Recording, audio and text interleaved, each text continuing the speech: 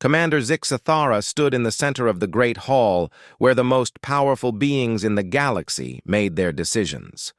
Her blue skin looked pale under the bright lights, and her 4 arms shook slightly as she faced the circle of alien delegates. She had fought in dozens of wars across 50 star systems, but nothing had ever scared her as much as what she was about to tell them.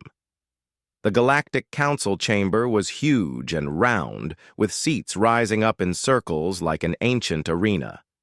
Representatives from hundreds of different worlds sat watching her with curious eyes. Some had tentacles instead of arms, and others had scales instead of skin. But they all wanted to hear what the famous Velthari warrior had to say. Ambassador Kryn leaned forward from his seat near the front.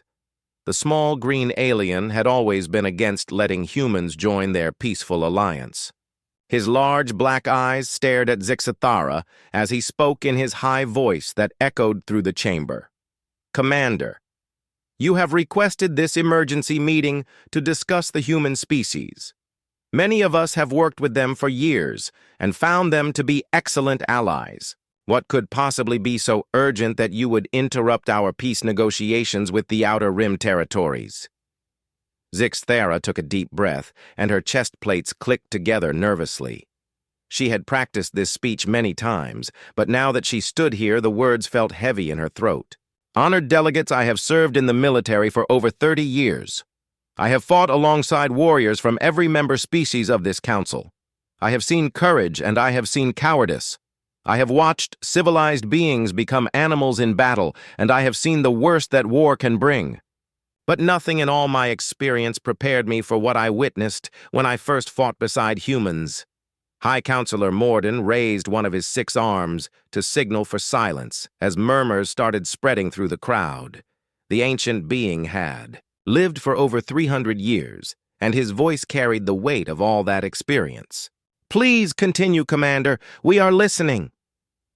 Zixathara closed her eyes for a moment and remembered that first day 15 years ago when everything changed. When she opened them again, her voice was steady but quiet. It was during the border skirmishes in Sector 7. The mining colonies there had been attacked by raiders for months, and our regular forces could not stop them. The raiders knew our tactics too well, and they always seemed to be one step ahead. Command decided to hire human mercenaries as consultants. She paused and looked around the chamber at all the faces watching her. Some looked interested and others looked bored, but none of them understood yet what she was trying to tell them. Their leader was a man named Captain Jake Murphy. He was not very tall, and his brown hair was starting to turn gray. He wore simple clothes and carried basic weapons. When I first met him, I thought the humans had sent us their weakest warrior as some kind of insult. A few delegates laughed at this, and Zixathara waited for them to quiet down before continuing. Captain Murphy asked to observe our training exercises. He said he wanted to understand how we fought so his people could support us better.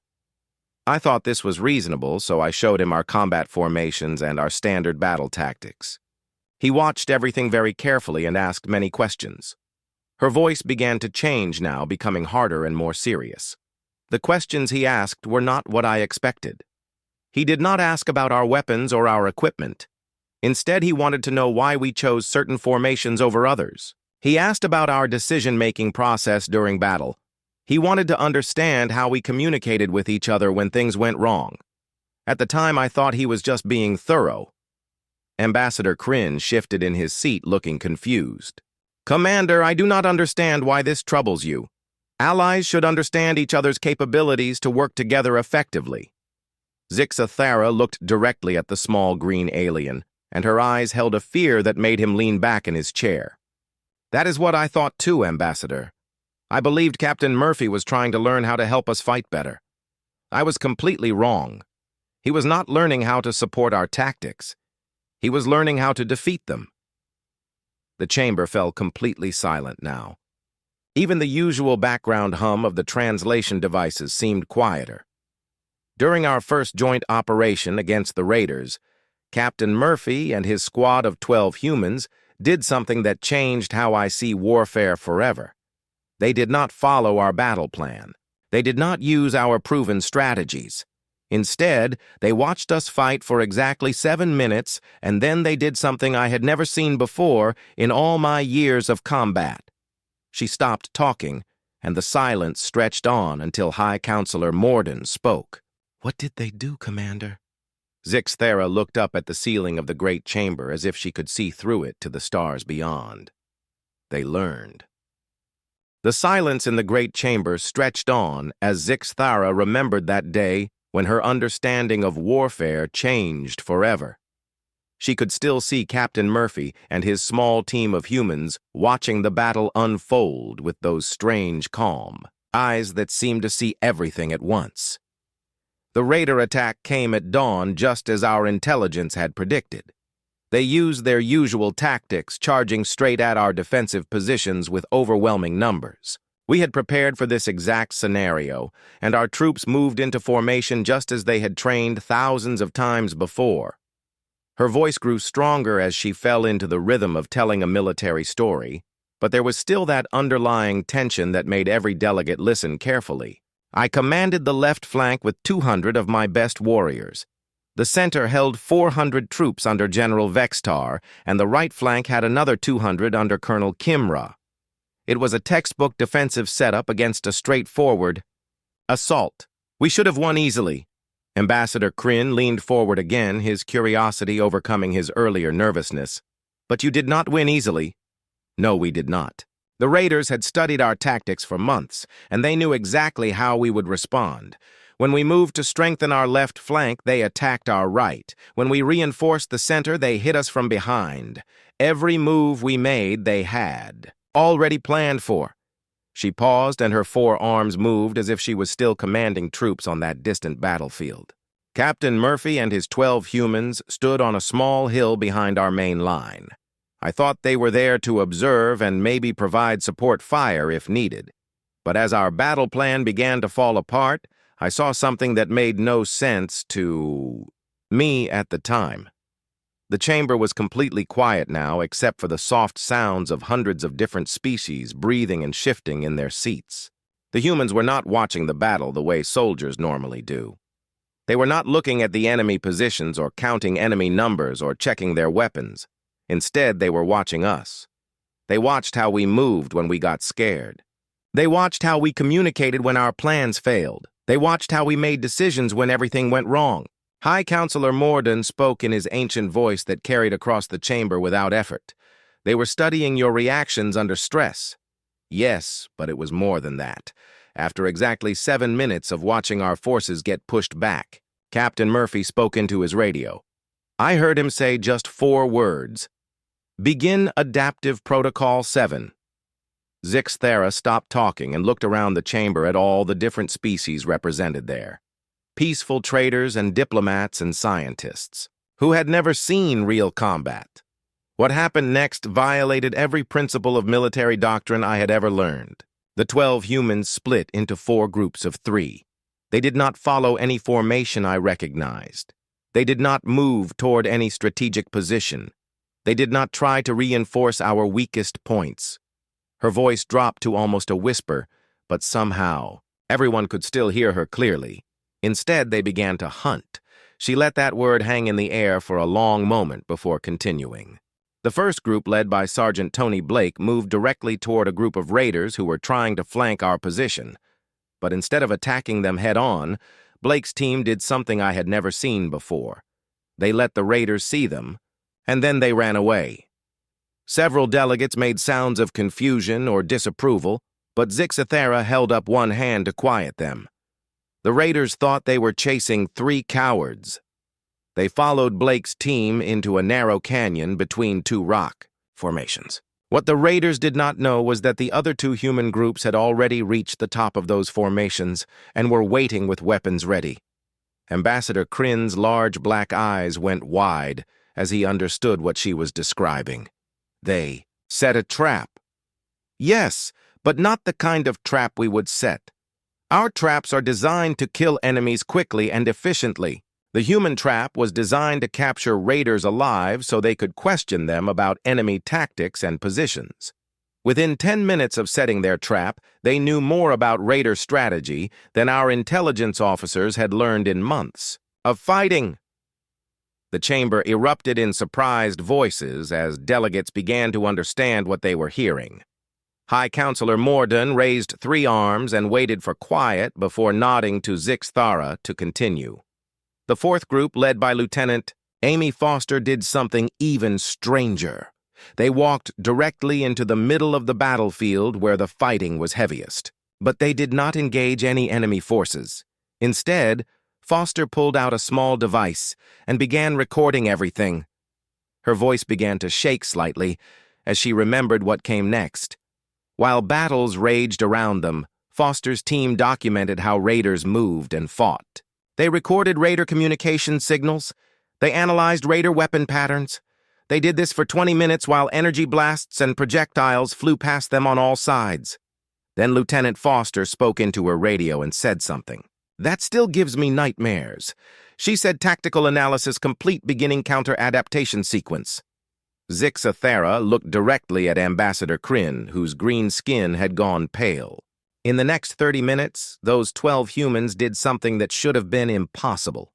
They began to predict exactly what the raiders would do before they did it. When raiders moved left, the humans were already waiting on the left. When raiders tried new tactics, the humans had already prepared responses to those exact tactics. She stopped talking, and the silence that followed was different from before. This time, it was the silence of beings who were beginning to understand, something that frightened them. The battle was over in 2 hours. We won a complete victory with minimal casualties. The raiders who survived were so confused and demoralized that most of them surrendered rather than risk facing the humans again. High Counselor Morden spoke in a voice that seemed older than before. "And this was your first experience fighting alongside humans?" "Yes. And that night, as we celebrated our victory, I asked Captain Murphy how his team had learned to fight raiders so effectively in just a few hours when my forces had been struggling against them for months." She paused, and when she spoke again, her voice was barely above a whisper. He smiled at me with those calm human eyes and said something I will never forget. He said, "Commander, we did not learn to fight raiders. We learned to fight like you." The delegates in the great chamber sat in stunned silence as they processed what Zixthara had just told them. Several representatives whispered to each other in languages that sounded worried and confused. The commander waited until the chamber grew quiet again before continuing with the next part of her testimony. 2 years after the border skirmishes, I thought I understood how dangerous humans could be in battle. I believed that their ability to adapt quickly was their greatest strength, and I made sure my troops were prepared for that. I was completely wrong about what made them truly terrifying. She began pacing in the small circle at the center of the chamber, her 4 arms moving as if she was still giving orders to soldiers who were no longer there. The crystalline Shardai invaded my home world of Velthara Prime 3 years later. These creatures were unlike any enemy we had ever faced. They could communicate through harmonic frequencies that sounded like music, but carried tactical information. They could change their body density to become nearly invisible, or as hard as metal. Worst of all, they seemed to enjoy causing fear in their enemies. Ambassador Kryn shifted uncomfortably in his seat as he listened to the description of beings that sounded more like nightmares than real creatures. My people are natural hunters. We evolved chasing prey through the dense forests of our world, and we understand stealth and patience better than most species in the galaxy. But the Shardai turned our own world into their hunting ground. They would attack settlements at night and leave behind evidence of their presence designed to terrify the survivors.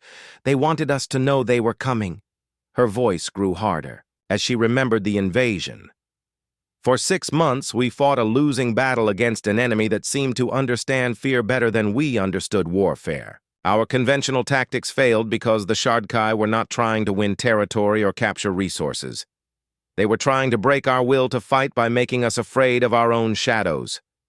High Counselor Morden leaned forward with interest. That was mixed with growing concern. How did the humans become involved in this conflict? Command requested assistance from Earth military forces after we lost 3 major cities. They sent a special operations unit led by Major Steve Parker. When I met him at our temporary base in the mountains, I expected to see the same kind of tactical adaptability I had witnessed before. She stopped pacing and stood perfectly still in the center of the chamber. Instead, I met 12 humans who scared me more than the Shardai ever had. The translation devices throughout the chamber hummed quietly as delegates from dozens of species processed this statement. Several representatives made sounds that indicated surprise or disbelief. Major Parker was a tall man with gray eyes that seemed to look right through you when he spoke. His team included specialists I had never heard of before. Corporal Diana Wells was listed as a tracker and scout, but when I watched her work, I realized she was something much more dangerous. Zixthara's voice became quieter, but somehow more intense. Wells could read the emotional state of any being just by observing their body language for a few minutes. She knew when someone was lying or afraid or angry before they knew it themselves. She studied recordings of Shardai attacks, and within days, she understood their psychology better than researchers who had been studying them for months. Ambassador Kryn made a sound that might have been disapproval or fear. Commander, are you saying the humans used psychological warfare against the Shardai? I am saying they did something much worse than that. They turned the Shardai's own tactics against them, but they did it in ways that no civilized species would ever consider. She began pacing again, but this time her movements seemed more agitated, as if the memories were making her uncomfortable. Captain Chris Taylor was their psychological warfare specialist. He spent 2 weeks studying Shardai communication patterns by listening to recordings of their attacks. Then he did something that violated every principle of honorable combat I had ever been taught.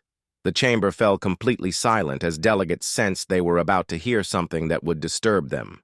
Taylor learned to speak the Shardai harmonic language well enough to broadcast messages that would cause panic in their forces.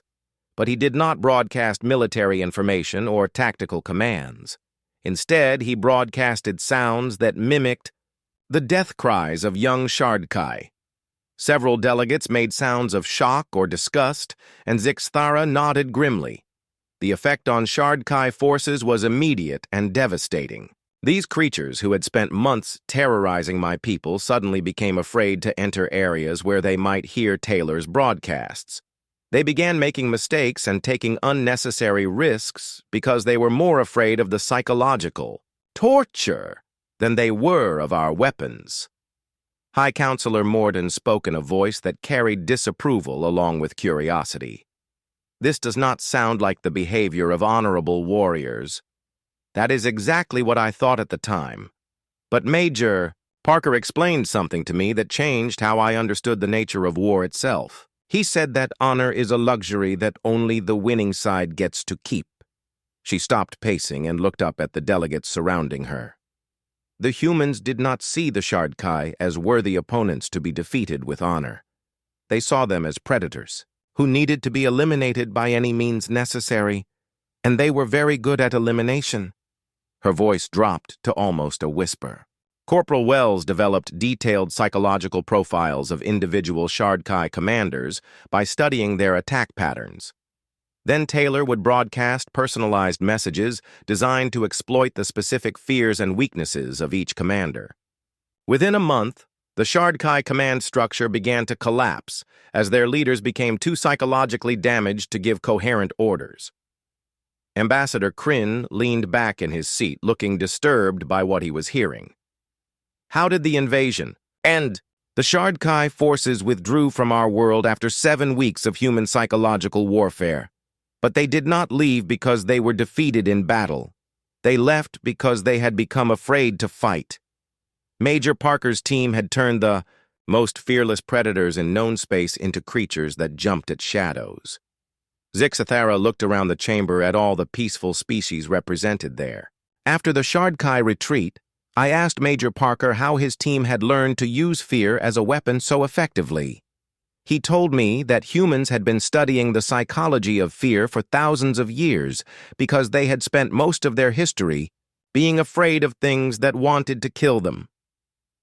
She paused, and when she continued, her voice carried a warning that made every delegate listen carefully. Then he said something that has haunted me ever since. He said that any species that learns to survive by being afraid will eventually learn to make other species afraid. And humans had learned that lesson very well. The Great Chamber remained silent as the delegates processed this information. Finally, High Counselor Morden spoke. Commander, you seem to be suggesting that humans are naturally suited for psychological warfare. Zixathera looked directly at the ancient counselor. I am saying that humans understand fear better than any species I have ever encountered because they evolved with it. And they are willing to use that understanding in ways that would never occur to more civilized beings. Zixathera could see that her testimony was affecting the delegates in ways they had not expected. The peaceful representatives who had welcomed humans into their alliance were beginning to understand that they might not know their new allies as well as they thought. She took a deep breath and continued with the part of her story that still seemed impossible even to her. 4 years after the Shardai invasion, I was assigned to a joint task force dealing with the robotic Nexus collective. These machines had seized the tritium mining facilities in the Kepler asteroid belt, and conventional warfare against them was proving useless. She gestured with 2 of her arms as if drawing a map in the air. The Nexus robots were different from any enemy we had fought before. They did not feel fear or pain or doubt. They could not be intimidated or confused or demoralized. Worse than that, they learned from every battle and adapted their tactics within hours of any engagement. Ambassador Kryn made a sound that indicated he remembered hearing about this conflict. I recall reports that several major fleets were destroyed trying to retake those mining stations. Yes, the robots would analyze our attack patterns during the first few minutes of battle and then counter every strategy we tried. By the time our forces realized their tactics were not working, the robots had already developed perfect defenses against them. Her voice grew more intense as she remembered the frustration of fighting an enemy that seemed to always be one step ahead. After 6 months of failed attacks, Command brought in human engineering specialists led by Commander Kevin Brooks. When I first met Brooks and his team at the staging area near the asteroid belt, I thought they looked more like mechanics than soldiers. She paused and shook her head as if she still could not believe what she had witnessed. Brooks was a short man with grease stains on his uniform and tools hanging from his belt. His team included Dr. Helen Martinez, who was officially listed as a combat medic, and Lieutenant Ben Davis, who was supposed to be a transport pilot. None of them looked like they belonged anywhere near a battlefield. High Counselor Morden spoke with curiosity that was mixed with growing concern. What made them different from the other human forces you had encountered? These humans did not think like soldiers. They thought like engineers, and that made them far more dangerous than any warrior I had ever met. Zixathera began moving around. The center of the chamber again, but this time her movements seemed more animated, as if she was reliving the excitement of discovery along with the fear. Commander Brooks studied the failed attack reports for 3 days and then announced that we had been approaching the problem incorrectly. He said we were trying to fight the robots using traditional military tactics when we should have been, treating them like a technical problem that needed an engineering solution. Several delegates leaned forward with interest, as they sensed this story would be different from the psychological warfare she had described earlier. Brooks divided his team into small groups and sent them to different parts of the asteroid mining complex. But instead of attacking the robots directly, they began studying the mining equipment that was still functioning throughout the facility. Her voice grew more excited as she remembered what happened next. Dr. Martinez spent 2 days analyzing the medical nanobots in the facility's emergency treatment center. These tiny machines were designed to repair injuries in zero-gravity environments. But Martinez realized that if she modified their programming, they could also repair electronic systems. Ambassador Kryn looked confused by this information. Commander, I do not understand how medical equipment could be useful against military robots. Neither did I until I watched Dr. Martinez release millions of modified nanobots into the facility's ventilation system. Within hours, these microscopic machines had infected every robot in the complex. But instead of repairing their systems, the nanobots began introducing small, random errors into their programming. The chamber fell quiet as delegates began to understand what they were hearing. The robots could still function and fight, but they could no longer learn or adapt because their learning systems were being constantly disrupted by nanobots that looked like helpful repair programs. For the first time in months, we were fighting robots that could not get smarter during battle. High Counselor Morden made a sound that indicated both admiration and concern. That is remarkably creative thinking. It was just the beginning. While Dr. Martinez was sabotaging the robot learning systems, Lieutenant Davis was turning the asteroid mining equipment into weapons. He used the ore processing plants to manufacture kinetic projectiles, and he reprogrammed the cargo transport systems to deliver them at high velocity. Zixthara's forearms moved as she described the improvised weapons. Davis turned mining lasers into ship-killing beam weapons by focusing their output through modified focusing crystals. He used the facility's artificial gravity generators to create gravitational anomalies that could crush robot formations. Most impressive of all, he figured out how to turn the asteroids themselves into guided missiles. The delegates sat in stunned silence as they processed this information. But Commander Brooks did something that impressed me even more than the technical innovations his team had created. He realized that the robots were using the facility's own computer networks to coordinate their defenses. So he did not try to break into their systems or shut them down. She paused dramatically before continuing. Instead, he began feeding them false information through their own networks. Brooks convinced the robots that their primary mission was not to defend the mining facility, but to optimize its efficiency. Within days, the robots had restructured their entire defense pattern to maximize mining output rather than military effectiveness. Ambassador, Kryn leaned forward with amazement in his large black eyes. He tricked them into defeating themselves. Exactly. By the time the robots realized what had happened, Brooks and his team had gained control of most of the facility's critical systems. The final assault took less than 6 hours because the robots were too busy trying to fulfill their new programming to mount an effective defense. Zixthara stopped moving and stood perfectly still in the center of the chamber. After we retook the mining complex, I asked Commander Brooks how his team had learned to improvise weapons and strategies so quickly in an environment they had never seen before. His answer changed how I understood human adaptability forever. She looked around at all the delegates listening to her story. Brooks told me that humans had spent their entire evolutionary history learning to use whatever was available to solve whatever problems they faced.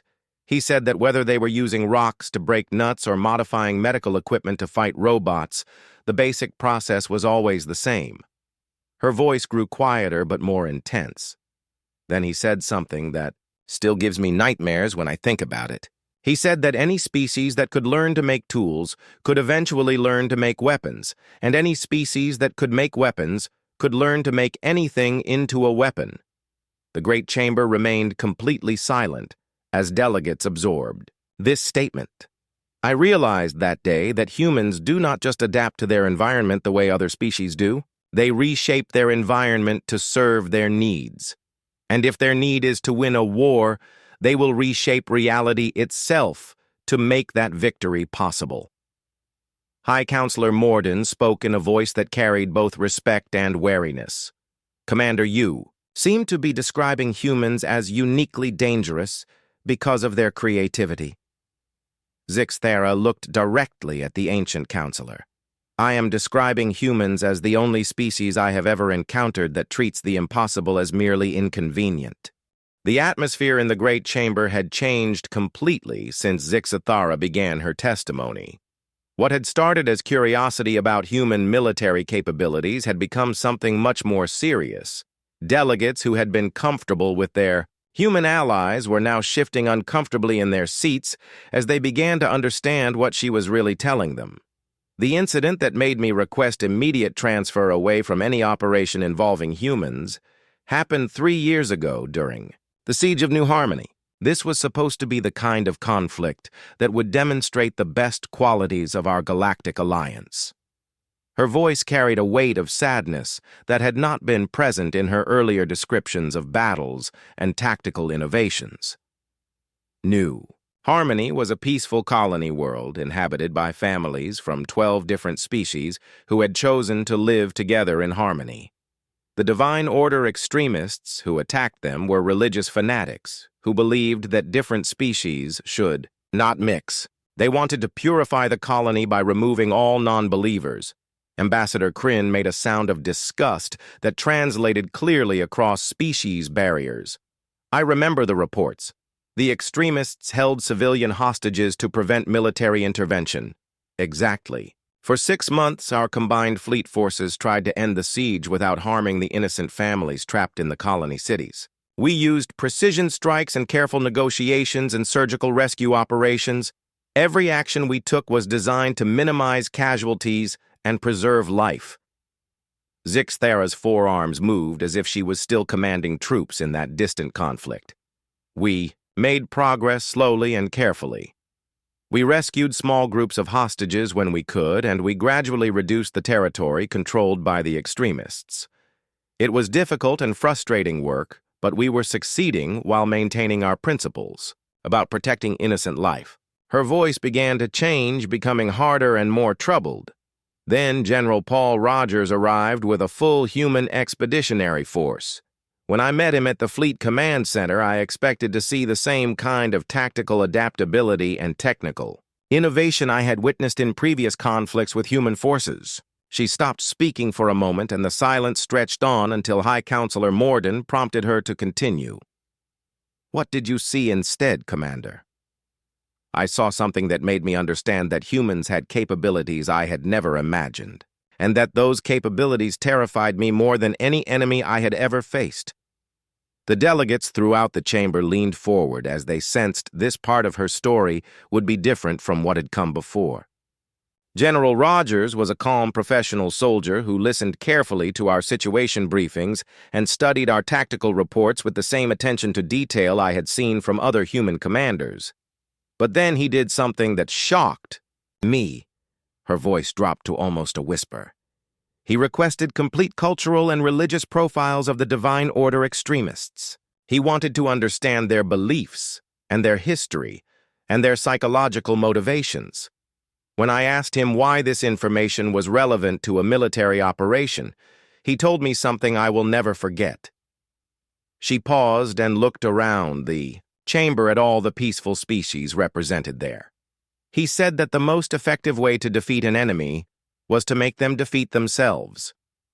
Ambassador Kryn made a sound that indicated confusion. "I do not understand what that means."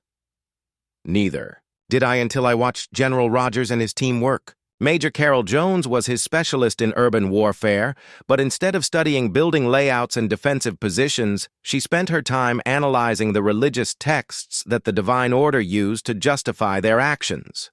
Zixthara's voice grew, more troubled as she continued. Captain Alex Turner was supposedly in charge of civilian evacuation, but he spent most of his time interviewing refugees from the colony to understand the social dynamics between different species groups and how the extremists had exploited existing tensions. The chamber grew very quiet as delegates began to sense where this story was heading. For 2 weeks, the human forces made no direct military moves against the extremists. Instead, they began broadcasting messages throughout the colony using the same communication channels the Divine Order used to spread their propaganda. Her forearms began to shake slightly as she remembered what those broadcasts contained. The messages were not military threats or surrender demands. They were religious, arguments presented in the exact style and language that the Divine Order used for their own teachings. But these arguments proved that the extremist leaders were violating their own religious principles by their actions. High Counselor Morden leaned forward with an expression that mixed fascination with growing alarm. They attacked the extremists' beliefs rather than their positions. Yes, but it was much more sophisticated than simple counter-propaganda. Captain Turner had identified specific theological contradictions in the Divine Order teachings, and Major Jones had found historical examples of similar extremist movements that had collapsed when their followers lost faith in their leaders. Zixthara's voice became barely audible, but somehow every delegate could still hear her clearly. Within 10 days of the human broadcasts, the Divine Order extremists began fighting among themselves. Small groups started surrendering because they had become convinced that their leaders were false prophets. Other groups turned against their commanders because they believed those commanders had been corrupted by contact with alien influences. The chamber remained completely silent as delegates absorbed what they were hearing. The siege ended in 12 days without a single shot being fired by human forces. The extremist movement collapsed completely as different factions accused each other of heresy and betrayal. Most of the hostages were released by extremists who had become convinced that holding them was a sin against their own religious beliefs. Ambassador. Kryn spoke in a voice that carried both amazement and horror. They destroyed the enemy movement by turning it against itself. Yes. And when I asked General Rogers how his team had learned to manipulate religious beliefs so effectively, he told me that humans had been fighting wars over ideas for their entire recorded history. He said they understood how to attack concepts and beliefs with the same precision other species use to attack military targets. Her voice grew stronger, but also more frightened. Then Rogers said something that made me realize I had been completely wrong about what made humans dangerous in warfare. He said that any species that learned to fight wars over ideas would eventually learn to fight the idea of war itself. The great chamber fell into a silence so complete that the only sound was the quiet hum of life support systems and translation devices. I understood then that humans do not just adapt to their enemies or innovate solutions to tactical problems. They study the fundamental nature of conflict itself, and they find ways to end wars by eliminating the reasons those wars exist in the first place. High Counselor Morden spoke in his ancient voice that now carried a note of wariness. And this realization troubled you. Zixthara looked directly at him, and her eyes held a fear that made the old counselor lean back in his seat. It terrified me because I realized that a species capable of ending wars by destroying ideas could just as easily start wars by creating new ideas. And I began to wonder what ideas humans might create if they ever decided the galaxy needed their protection more than their friendship. The great chamber of the Galactic Council had never been so quiet during an active session. Hundreds of delegates from across the galaxy sat in stunned silence as they processed everything Zixthara had told them about their human allies. The blue-skinned warrior stood in the center of the chamber looking exhausted but determined to finish her testimony.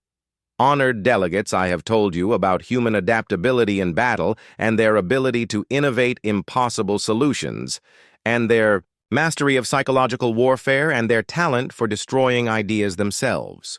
But none of these things are what truly frightens me about our alliance with humanity. Ambassador Kryn leaned forward with his large black eyes fixed on her face. Commander, what could be more concerning than what you have already described?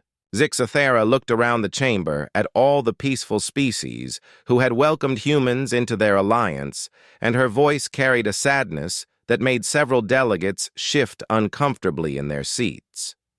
What terrifies me is that in every single conflict I have described, the humans were not just fighting our enemies, they were studying us.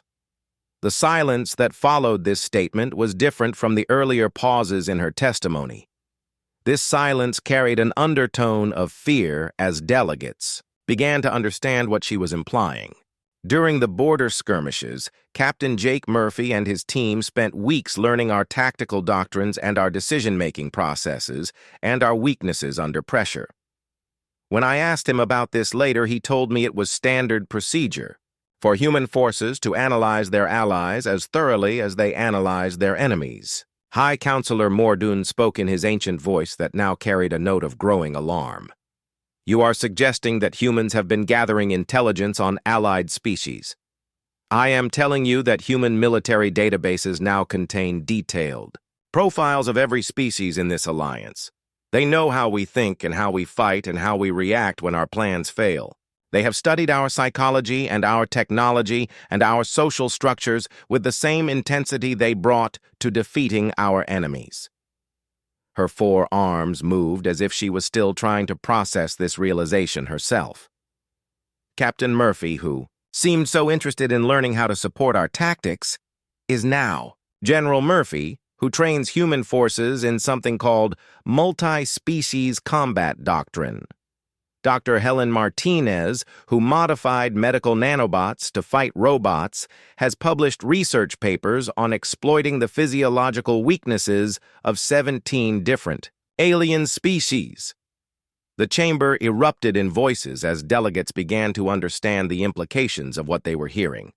High Counselor Morden raised 3 arms and waited for quiet before gesturing for Zixthara to continue. Commander Turner, who helped end the Siege of New Harmony by manipulating extremist beliefs, now teaches courses at human military academies on cultural warfare and ideological manipulation. The techniques he developed to destroy the divine order movement could just as easily be used against any belief system, including the founding principles of our own alliance. Ambassador Kryn made a sound that indicated both shock and betrayal. Are you saying that humans have been preparing for the possibility of war against their own allies? I am saying that humans prepare for every possibility, including ones that would never occur to more trusting species. They have developed specific strategies for fighting every member species of this council, not because they intend to use those strategies, but because they believe that being unprepared for any scenario is the same as accepting defeat. Her voice grew stronger as she moved toward the conclusion of her testimony. 3 months ago, I requested access to human military archives to research tactics for dealing with a potential Shardai resurgence. What I found in those archives changed my understanding of humanity forever. She paused and looked directly at High Counselor Morden. The humans have war plans for conquering every major civilization in the galaxy.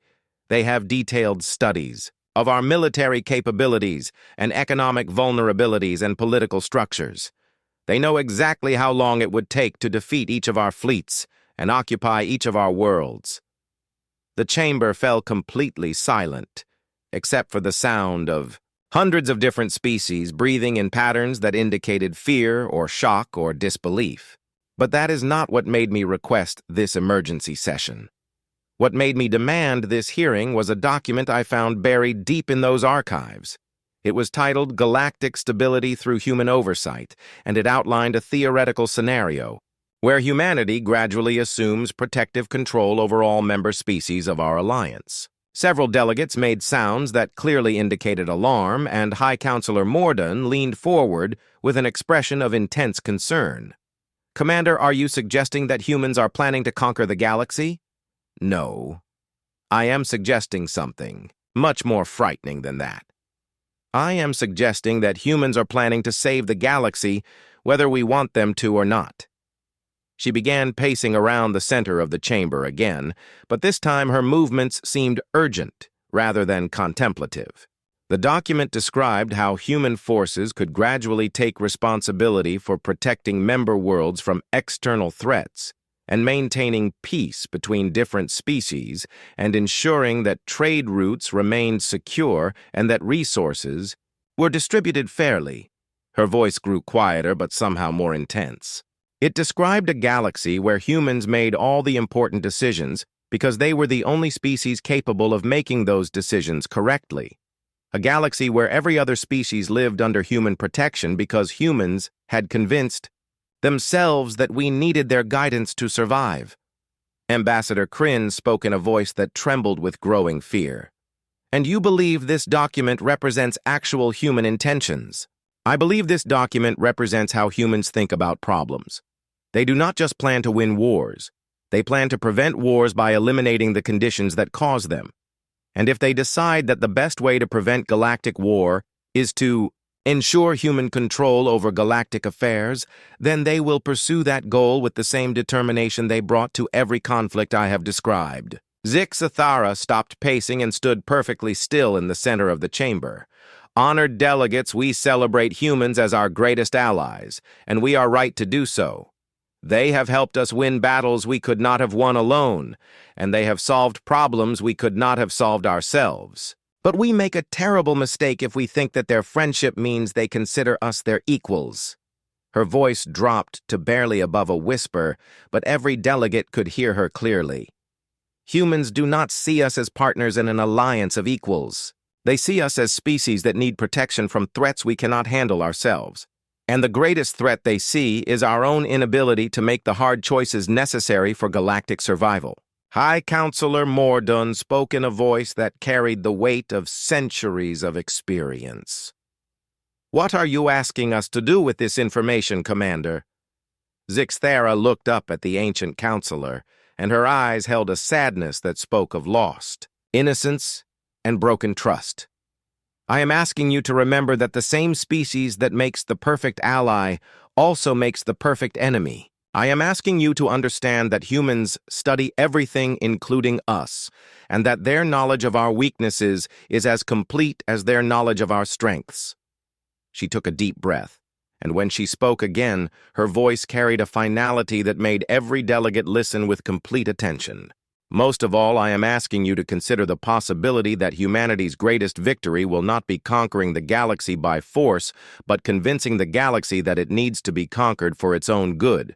And by the time we realize what has happened, it will be far too late to resist, because they will know everything about us, and we will know nothing about them except what they have chosen to show us." The great chamber remained silent as delegates absorbed the full implications of her warning.